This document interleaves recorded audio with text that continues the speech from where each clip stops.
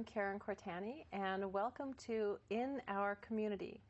Tonight we are really privileged to have with us two local poets, and I can't wait to hear what they're going to have for us as treats. This is Nancy Halbert and Brian Kraker. Sorry, excuse me. All good. So, Nancy, how long have you been writing poetry? Since I was a teenager. Since you were a teenager? Yeah, I took creative writing classes in high school, and I've always really liked to write stories and just always really enjoyed it. And so, what do you do when you're not writing poetry? Well, I work, and I'm a painter, so I paint paintings, and that's about it. So an artist, huh? Yeah. Yeah, that's great. We'll go move to you. How long have you been writing poetry? I've been writing poetry for about 15 or so years. Yeah. So in my 20s. Right.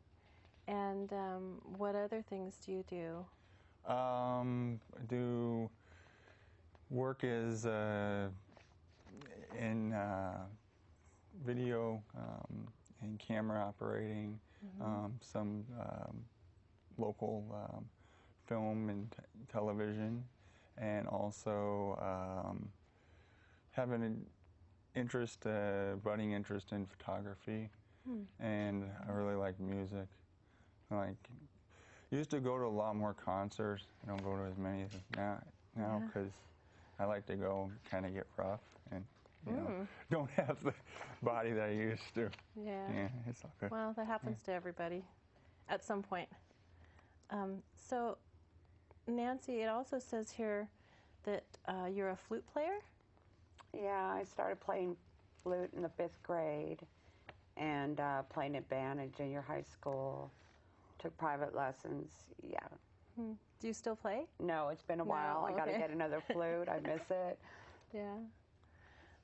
All right, well, if you're ready, I'd like to ask you if you have anything there you'd like to read for us. Okay.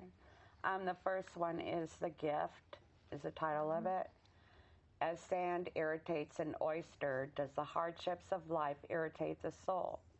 What do I do with this is the question. Mold it, turn it from the pain into something beautiful, the pearl, wisdom. Now, is that, when did you write that one? About 10 years ago. 10 years ago? It seems like that may have had a little pain behind it, or was that? Well, it was just thinking about life in general and how when you go through hardships, good things come out of it. You learn, and, I was thinking about how, the sand gets into an oyster and it just is annoying and irritating like life can be. And then it forms it into something beautiful. So I kind of like that idea, the image of it. Me too. Do you have another that you have? Yeah, I have a Halloween poem. Oh, Halloween. Okay. All Hallows Eve. Candles in the pumpkins cast an eerie glow down the sidewalk, through the children's feet, showing like a beacon while they're wild-eyed, eager, waiting for their favorite treat. Cats roam around, low and sleek, hardly making a sound. Full moon, bright and clear, making itself known in the chilly, still air. While over at the cemetery, ghosts are gathering round, trying to find a human to make into a clown. Maybe they'll move something, or maybe they'll shriek, something to make a human utter an eek. The raven flies high above the cemetery wall, catching sight of this lovely all. I like that one. It's good for this time of year. Reminds me of a haunt in a cemetery. Yeah. Well, Brian, what do you have for us? Nothing is seasonal, but these are recent poems that I wrote. This one's called Life. There are so many help-wanted signs sprinkled about the city. Is full of opportunity to seize the moment. Most people live their life in harmony with each other. They rise, they shine, and walk into each opportunity optimistic. Share smiles, embrace, make small talk, and prepare for the future. Future preparations are made by those that love life. Life does not love, instead it lives to survive. The trials and errors of evolution in all matter. Time heals all wounds. Many share this theory. Healing is not a matter of time and space, instead of an act of love. Actions are not isolated in time and space, rather they are building blocks of evolution. Each action can elevate or descend being from beast.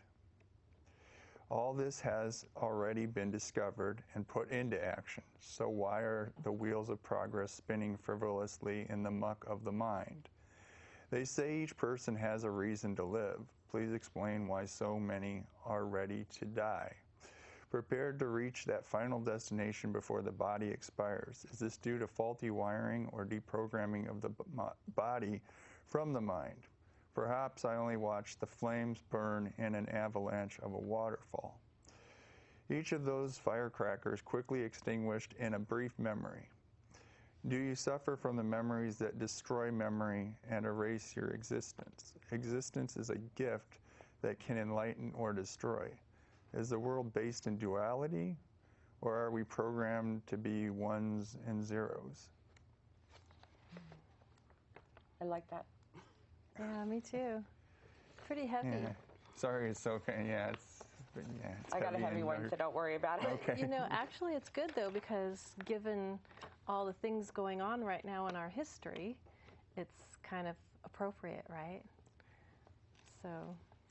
Yeah, it's not, my stuff used to be more political. It's not as political. It's more introspective of, you know, more the human psyche. The human condition. Yeah. Do you have the next one? Yeah. This one's not so heavy. It's more light and kind of surreal. It's called Metaphoria. Waiting for an aura to heal, the weathered stone face pushes against the sweet nectar. In a temple of feverish chain and chance, the welts bubble from the fires. Horses press the kids onto spikes of illusions. Nightmares speak the way through fear. Warriors build walls against nature's guardian. Shelter battered and worn with tear. Share market fish in desert. Love in outer space. Captures the finally of death's kiss parting gates. I look for a window to awake the demons to eat me from inside, to extinguish the sickness. The last part's kind of, but the rest of it's more. And that was, I wrote that, I would say, 3 or 4 years ago, something like that. Yeah, lots of varied imagery. It's nice. Yeah, I try to make it, I don't know, just, I don't really think of these things, they just come. It's more kind of automatic writing and just... So you don't like have to rewrite and rewrite? That's what I have to do? Edit, sometimes, yeah, editing definitely comes into play because my mind isn't, my hand isn't fast enough to, with my mind's thinking. So I have to kind of rewrite it and edit it down. But it comes out pretty good though, huh? Yeah, it's nice. Yeah. Do you have any more? Yeah, I have this one. It's a bit of an angry poem in a way. It's actually talking to people who are judgmental or critical. And it's called Glorious Pumping Heart. Hey, judger, you are not going to fit me into your square stuck box of failure and slam it shut. I will embrace being human, knowing winning and losing is the state of being human, not a machine. We are meant to evolve, face our fallibilities, and say, okay, this is mine, I can do better. Thereby, we get to higher ground. Only this is the way we rise higher and higher as human beings. There must be something dead in you that makes you want to slam a door. We are the leaves on the tree. The roots are in God, the great mystery of life's origin. You pretend a perfection when the only perfection is in something higher than us all, our humanity. For me, give me this glorious pumping of blood in my veins, the ability to feel for someone other than myself. It's a very empowering poem. Thank you. Yeah. Made me feel better the day I wrote it. It does. It probably feels good each time you read it, huh? It's like, and when did you write that one? Do you A few remember? months ago. Oh, just a few months ago. Yeah. You sure what made you, gave you the urge to write that, or? Well, somebody was giving me a hard time and I didn't like it, and they were, it's like, people make mistakes and then they learn and they get better. But there's some people that think that they never made a mistake or will, they're perfect. I know some people are like that. And I just don't, I think that goes against the grain of, being a human being. And people shouldn't make people feel bad. They should accept them. You should build them up rather than tear them down. Build them up. Yeah. That's true. There's, unfortunately, that's the way society does so much of its reasoning is by judging.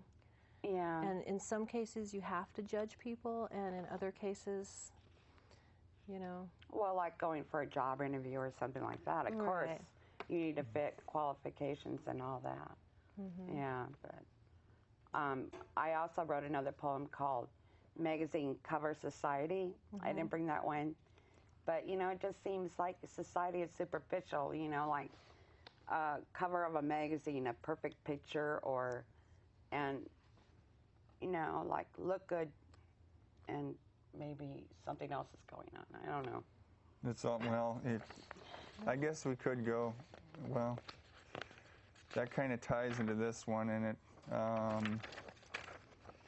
but it's also has to do with the transgender stuff going on within society. Sounds today. current. Yeah. Well, it was Timely, actually written way back when, but I really didn't want to share this because it's still a little bit, scary. And so it's called Transgenerational. Wear this dress, wear these panties, wear my struggle, wear my sexism, wear my lies beneath my skin. This world is twisted to sex, fitness, society, youth. They would love another pursy sissy man.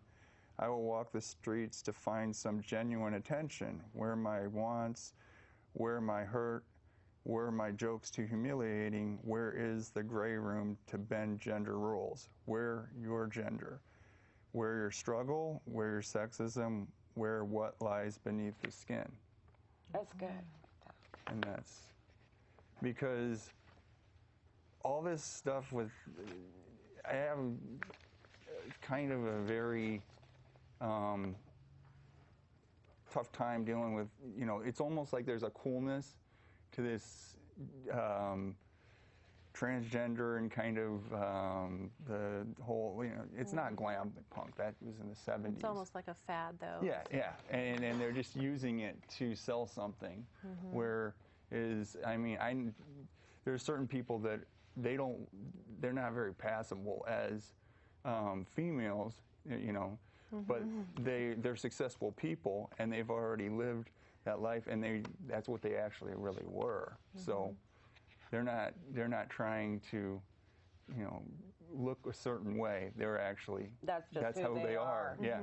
So Right. it's There's a lot of that where people just, like you say, use it for marketing or just for some agenda other than what's really inside. yeah, and for females, they go through a lot. There's a lot more than that is in your body that you have to all the emotional, chemical stuff. Right. We can go into that, but that's not what Well, we're here for. transgender people, I think it's good that they're more accepted now because, you know, they're accepted and they can be who they want to be more than being judged or hiding in the shadows. Or I think that's good. Yeah, it's definitely around here. It's a safe place for them, but you go, you know, in the East Coast or further in Middle America, it can be dangerous. Yeah.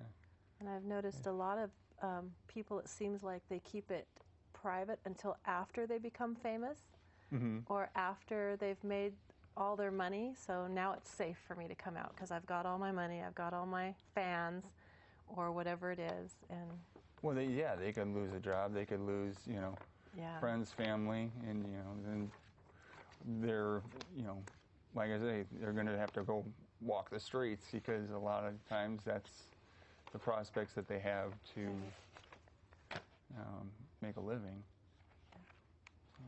Yeah, so I guess they have to balance it out if they're going to be themselves or take the risk and take the blows that come with telling people who they are if it's not accepted by most people. I think it takes a lot of courage to do that. It totally does.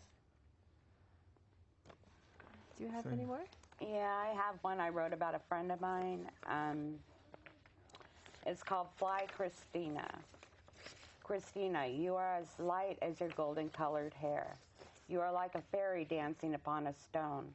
With your hand cupped over your mouth, are you afraid to say something? Something I feel. It should at least be okay for you to feel. Christina, please see. Nature is not perfect either, but perfect in imperfection, allowed to grow and be.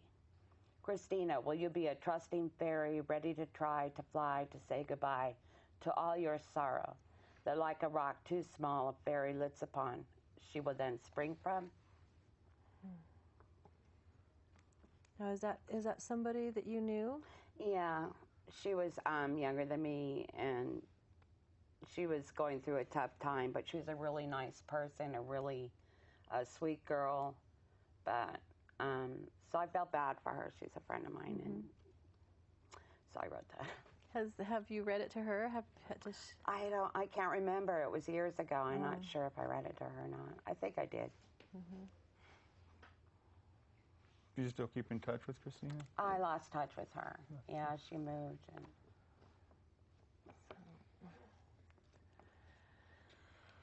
so, do you have another one? I've got another one. This one's called Laugh Now.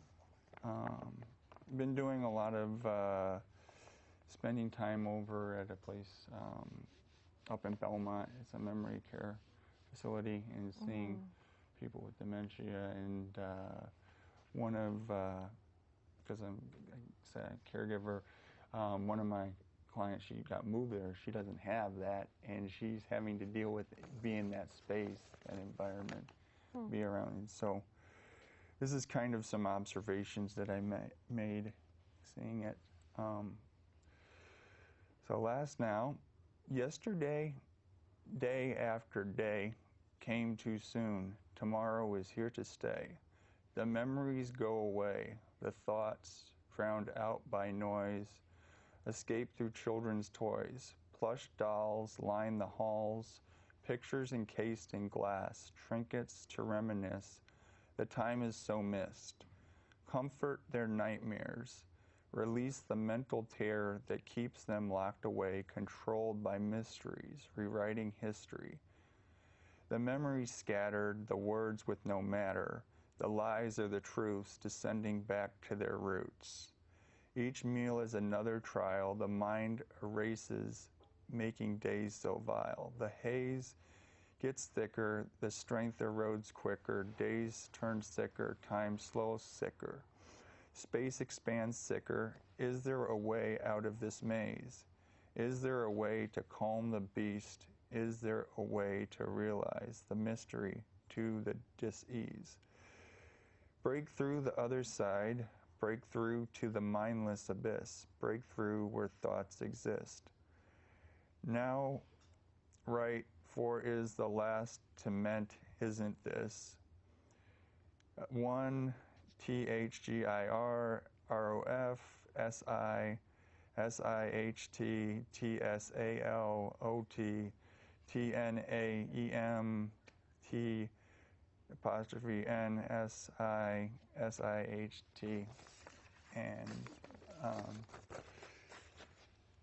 and that probably didn't make much sense at the end there because it is gibberish, but that's what happens to people. I get it. Mm-hmm. Yeah. Right, that's what happens. And it was pretty evident, actually, when you went into that that's what that was, because the rest of the poem sort of led up to it. So yeah, and Ian Curtis, like of Joy Division. I'm sorry, the what? Joy Division, Mm-hmm. the English music group. Mm-hmm. He wrote a song about the book by J.G. Ballard, Atrocity Exhibition, and he talks about how they have people in these boxes where they kind of view them, and they're just there for people's entertainment to watch them suffer. And I was there, and we're in the room, and she says, "Oh, well, what's that?" And it's a deer outside, and it's kind of odd because it's right on a mountainside or hillside, and you have squirrels around and deer, and they're looking inside at the people. I'm like, wow, that's kind of telling. And then also the last line, it is backwards. For this isn't meant to last. It's for right now, because the memory's not lasting. It's just now, and that's all you have. You know, you just have that moment. So. That's true. That's a very compassionate poem. I like it. Yeah, And I tried. Some of it is, I just write what I feel, even if it, it can be somewhat on the darker side, or something that's kind of harder to deal with, but right from the heart, and really what you're feeling, because is more genuine. Because I used to sometimes write about nature and animals and stuff. I can do that too, but well, in a way, that's kind of what that is, but a more kind of grown up, more from the core, because it's nature, it's what happens, and you have the animals watching the humans, and the humans watching the animals, and the humans watching each other. So, do you have any more? Yeah, I have one more. One more, okay. I named it A Summer's Walk. Sun radiating, flowers blooming, people gliding by, river glimmering, moving swiftly here, slowly there, ducks leaving wide wakes in smooth as glass water. Such is my walk. Hot summer moving in, getting settled in spring's abode. Shades of purple, shades of yellow, birds conferring, butterflies landing. Stop a while, stop a while. Take the dirt path, oh yes, your favorite one. Under shady trees, maybe someday someone will wait for me. That's nice. Thank you. So what is, when did you write that? I don't know, about 20 years ago. 20 years ago. It sounds romantic. I don't know. I used to have a favorite hiking trail that I loved to go on, so I don't know, just wanted to write something nice and pleasant about the hike I would take a lot. So how do you archive all your poems? It's on poetry.com. It's on poetry. And I don't have copies of this. A friend put them in a file for me, because if they get rid of that website, there go all my poems. So. Put them in the cloud. Yeah. Poof. Yeah. So I was wondering, it also says in the notes that you are a sporadic writer other than poetry? I've written some short stories. Short stories? Yeah, creative writing, and The short stories are, it's kind of more of an experiment to see if I can, what I can bring myself to do. And I've only gone about 30 pages and there are three. Three? And, yeah, it's 3 so far. And I've got another one that I had in the works, but recently I haven't really gone back to those, not yet. No. Do you think you might? Maybe. Maybe. Yeah, depends. And you, Nancy, do you do any other kind of writing? I've written short stories, not in a long, long time. Half finished. Half finished? Yeah. Do you think you might go back? Yeah, I want to. I have something in mind. I mean, when I was 19, I wrote a short story. It was sort of a mystery, and it just flew out on the paper, but I haven't been able to do that again, but I hope to. Right. Well, something tells me both you guys are going to get back to your projects and, you know, pick up where you left off when the time is right. And I'd like to thank you both. We're running out of time, so I'd like to thank you both for being here and sharing your wonderful poetry with us. Thank you. Thank you. And I hope to have you back sometime. And again, I'm Karen, and this has been In Our Community, and good night.